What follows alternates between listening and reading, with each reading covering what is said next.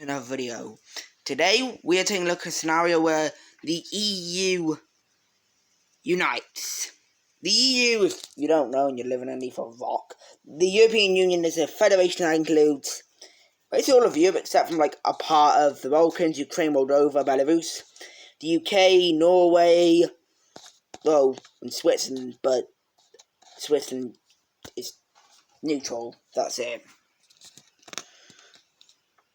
Now, if this were actually united, it's impossible. I can only see it going as far as, Germany, Austria, maybe Benelux, Baltics. Could see something maybe with, Ireland and Northern Ireland, but no matter what, I don't really think this would ever happen. The European Union can't get this far. So today we're going to be taking a look at a scenario where it unites, and, if you're united, it'll probably be in the top 3 strongest countries in the world, because it's made up of Spain, France, Italy, Germany, Poland, and way other strong countries such as Finland, Greece, Romania, I guess Sweden and Denmark could be there, or Netherlands, I don't know, but its economy probably be the 3rd largest, just saying that because the USA and China's economy are massive. But Germany's in this, so it'll definitely be the 3rd largest. It'll shoot up through Japan, and never mind. But now that EU's united, it'll probably, in real life, it probably wouldn't do anything, but sadly, in this timeline, they're going to be expanding, and they're only going to be expanding into what they want, which is all of Europe. It's all of Europe, except from Russia and Turkey. Now, I'm just going to save that. Okay, so who's our first target going to be? Well, they're going to go for their weakest neighbour. Well, not their weakest, but they're going to go for one of their weakest. We have the European Union, we have the EU declaring war on Belarus. Oh my god, I hate Iberspring when it does this. I'm clicking in the middle. So we have the European Union declaring war on Belarus, and Russia would obviously get involved, but if Russia get involved, that'll be a major war that nobody wants to fight. So we have the European Union declaring war on Belarus, and sending, all their troops in from the Baltics. Belarus has, no chance at all here. We have them shooting down, capturing Minsk, and literally within the first few weeks of fighting, Belarus just pops out of existence. Belarus is not that strong when you don't count Russia being there for them. Same with how North Korea is nowhere near as strong as they are because of China when they're not there. Let's take a look at the peace treaty. So, if it isn't obvious, the European Union just annexes Belarus. And now, the European Union would probably go after Ukraine, but Ukraine's the 15th strongest country in Europe. I don't think they want to really deal with that. And the UK is probably it's the strongest country in Europe, not including Russia, so they don't want to fight that. The UK would put up one hell of a fight. Same with Ukraine, although they would be able to win. So we have the European Union doing a little bit of a side quest in Moldova, taking that over, because I'm not even going to show it if it's obvious what would happen. So we kind of just have them invading Moldova, and Ukraine is being put on a lot of pressure because there's 2 humongous powers just squeezing them. Anyway, the European Union now is going to look down to the Balkans and say, hey, we want some land. So the European Union decides to declare a war on Albania and North Macedonia at the exact same time, which, declaring on 2 countries at the same time could be seen as a ballsy move, but these 2 countries are really weak. So we have the European Union being able to capture Taiwan in literally the first couple of days. And Albania's literally knocked out the war in a week. They're gone. And the same can be said for North Macedonia, who fell even quicker, because North Macedonia is way weaker than Albania. Anyway, let's take a look at this peace treaty. And Albania and North Macedonia are gone. So, Europe's looking a lot more united. But there's still some white dots that the European Union wants to clean up. So we have them going up to Norway and saying, hey, you want to join us? Norway says no, because, I mean, Norway just saw what happened to Belarus, Albania, North Macedonia, and basically Norway says, good luck if you want to invade us. So, after a few weeks of preparing, we have the European Union declaring war on Norway. Probably the strongest country they've had to face yet. Or maybe not, I don't know, because I don't know the rank. I think, what's the ranking of Norway? I think they're like in the 30-something. Anyway, yeah, it's not gonna be fun for Norway. Like, not even right away, we have troops just kind of, we have like a swarm of troops just yoinking over and capturing Oslo. And Norway's not going to surrender, because they said, we're going to put up one hell of a fight. So we have the European Union troops focusing more on the coastal bits of Norway while pushing in a little bit. Because all of Norway's population is around here and on the coast. So the European Union is going to best try and focus on that. So the European Union continues to push around the coast. And they capture basically all of Norway's population around here. Now they make a goal to cut off Norway from their panhandle, which goes very well, because I don't know how. All of this part of Norway is just going to kind of cease to exist, because the European Union is going to be easily able to take that over. I remember how Norway said put up one hell of a fight. Well, most of their troops now are kind of in the mountains.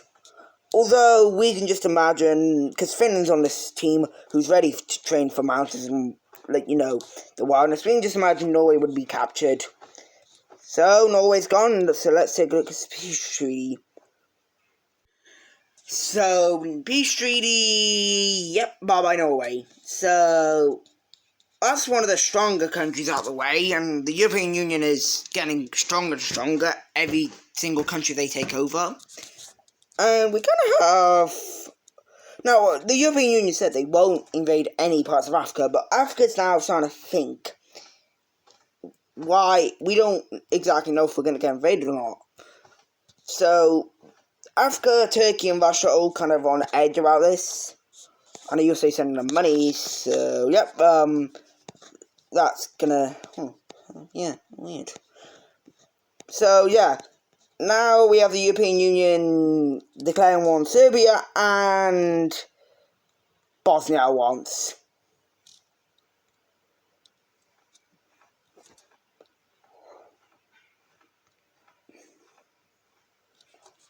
Please go in Serbia. Why does this have to happen?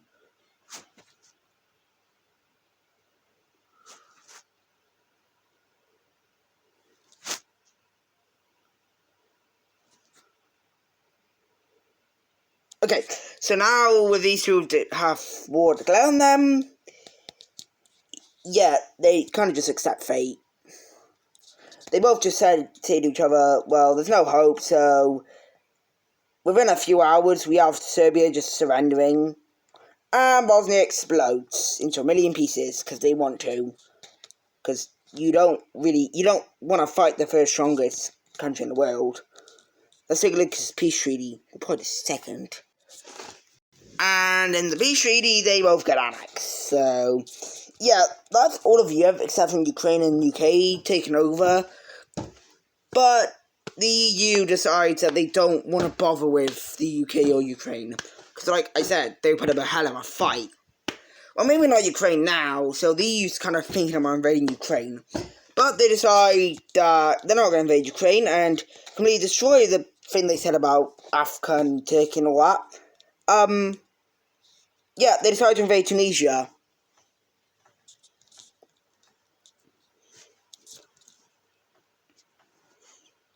So they declare war on Tunisia, and literally all of Africa is like, what the actual hell? So, not even a day after the invasion, we have Algeria, Libya, Niger, Mali, Chad, Sudan, Egypt, Mauritania,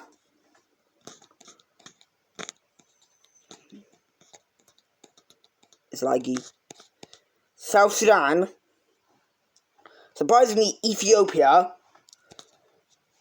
and the Central Ankara, all making one alliance.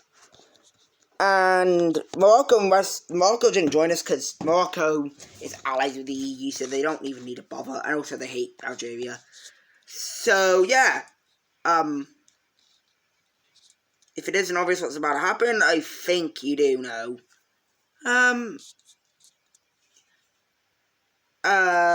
Yep, ready? Boop. Oh my god. Okay, can somebody explain me why this is happening?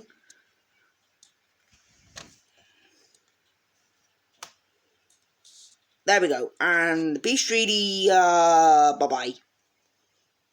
Oh my god.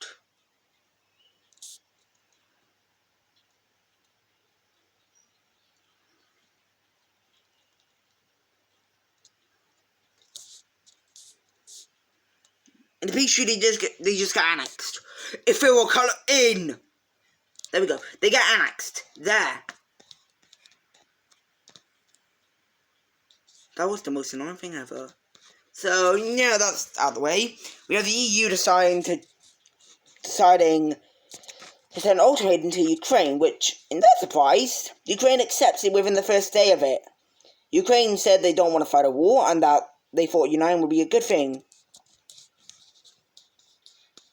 So yeah, that gives a relief to the EU. But they did send an ultimatum to the UK, who literally declined it the first hour they got it. So, yeah.